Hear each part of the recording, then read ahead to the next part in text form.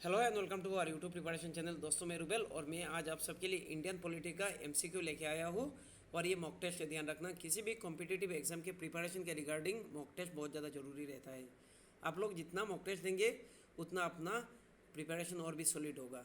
सो शुरू करते हैं आज का पहला क्वेश्चन। और क्वेश्चन शुरू करने से पहले बोल रहा हूँ, जिन्होंने मेरे चैनल को सब्सक्राइब नहीं किया वो लोग इस चैनल को सब्सक्राइब कीजिए और इस वीडियो को ज़्यादा से ज़्यादा शेयर कीजिए।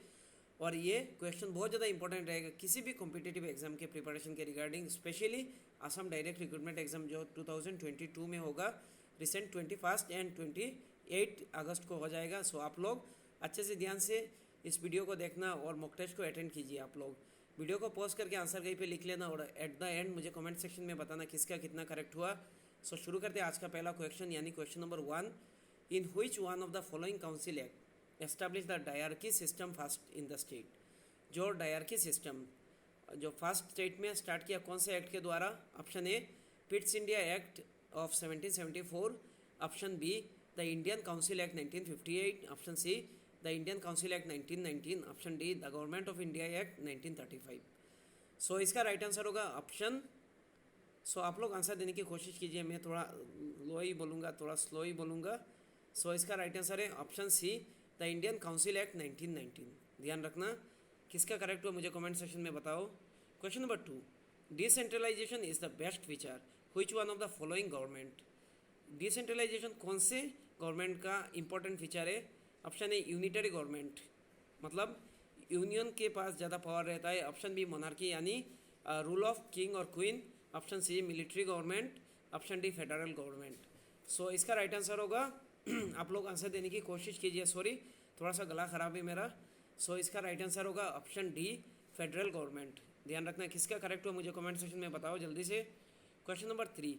Under which of the following act indirect election system was started during the British government in India. कौन से फॉलोइंग एक्ट, मतलब नीचे दिया गया कौन से एक्ट के द्वारा पहले इंडिया में इनडायरेक्ट इलेक्शन सिस्टम स्टार्ट हुआ?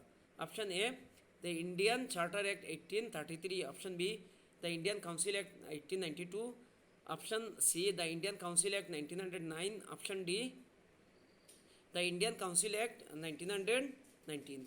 सो इसका राइट आंसर होगा option B the Indian council act 1892। ध्यान रखना। Question number 4। Which council act of India is known as the Morley Minto reform. Option A Indian council act 1909, option B Indian council act 1919, option C Indian council act 1892, option D act of 1873। So कौन सा correct होगा आप लोग answer देने की कोशिश कीजिए। सो इसका राइट आंसर है option A Indian council act 1909। सो इसमें मुस्लिम रिप्रेजेंटेशन दिया गया, ध्यान रखना ये भी मोस्ट इंपॉर्टेंट क्वेश्चन है। और जो इंडियन काउंसिल एक्ट जो गवर्नमेंट ऑफ इंडिया एक्ट 1919 उसको मोंटेगो चेम्सफोर्ड रिफॉर्म एक्ट कहते हैं, ध्यान रखना। Question number 5। On the basis of whose recommendation the constituent assembly was form. Constituent assembly कौन से नीचे दिया गया फॉलोइंग जो मतलब कमीशन है या मिशन कह सकते हैं, किसके द्वारा यह रिकमेंडेशन दिया गया और उसके बाद यह फॉर्म हुआ constituent assembly? So option A Simon commission, option B cabinet mission, option C Cripps mission, option D Rau committee. So कौन सा करेक्ट होगा? इसका राइट आंसर है ऑप्शन बी यानी कैबिनेट मिशन। ध्यान रखना कैबिनेट मिशन कब आया था? 1946 पे, और क्रिप्स मिशन 1942 पे आया था। और साइमन कमीशन कब एस्टेब्लिश मतलब कब बना? 1927। और इंडिया में कब आया? 1928। ध्यान रखना और मुझे कमेंट सेक्शन में बताना साइमन गो बैक ये नारा किसने दिया था। क्वेश्चन नंबर 6, और ये किसका करेक्ट हुआ मुझे कमेंट सेक्शन में बताओ, अभी जल्दी से बताओ। Question number 6। In which of the following act provision separate the representative of Muslim community for the first time. जो मुस्लिम कम्युनिटी को रिप्रेजेंटेटिव दिया गया कौन से एक्ट के द्वारा? थोड़ी देर पहले डिस्कस किया था मैंने। Option A Rowlatt act, option B Pitt's India act, option C Indian council act 1909, option D Indian council act 1919। So इसका राइट आंसर होगा option C Indian council act 1909 और yes 1909, this is the right answer. So किसका correct हुआ मुझे comment section में बताओ। Question number 7। Dyarchy in the state has been end by the act. Dyarchy जो शुरू हुआ था गवर्नमेंट ऑफ इंडिया एक्ट 1919 पे, वो एंड जो स्टेट पे था वो एंड कब हुआ? कौन से एक्ट के द्वारा? Act of 1872, act of 1909, act of 1919, option D act of 1935। So इसका राइट आंसर होगा option D act of 1935। So किसका करेक्ट हो मुझे कमेंट सेक्शन में बताओ। Question number 8, which one of the following reform has provided the right to voting of female for the first time. Option A Montagu Chelmsford reform, option B Morley Minto reform, option C Cripps reform, option D Christopher reform. So कौन से reform के द्वारा पहले first time female को India में voting right दिया गया। So इसका राइट आंसर है option A Montagu Chelmsford reform यानी गवर्नमेंट ऑफ इंडिया एक्ट 1919।